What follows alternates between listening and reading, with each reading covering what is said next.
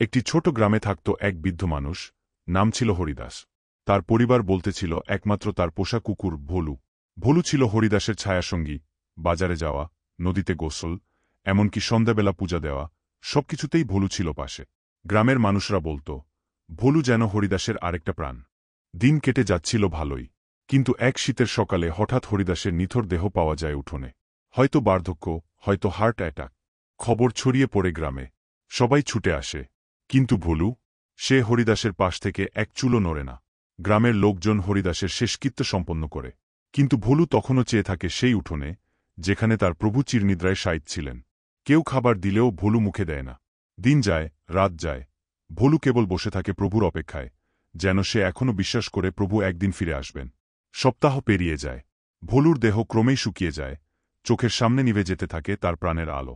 কিন্তু তবুও সে কিছু খায় না। একদিন ভোরে গ্রামবাসীরা দেখে, ভোলু সেই জায়গাতেই নিথর পড়ে আছে, চিরতরে ঘুমিয়ে গেছে প্রভুর অপেক্ষায়।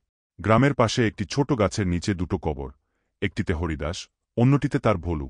কবরের পাথরে লেখা, ভালোবাসা কখনো মরে না।